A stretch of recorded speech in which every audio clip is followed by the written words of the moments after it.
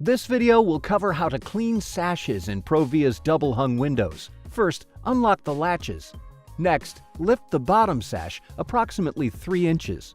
For Endure windows, push the latches toward the glass to release the mechanism. For Aspect and ecoLite windows, push the sash tilt latches inward.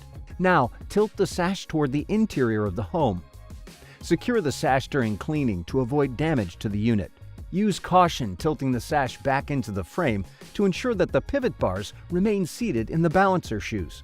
When removing the top sash, allow the bottom sash to hang out of the way or prop it up with a chair. Pull down the top sash slightly and slide the tilt latches toward the center of the sash to release. Tilt the sash toward the interior of the home. Once the sashes have been cleaned, simply push them back into place in the frame and ensure proper operation.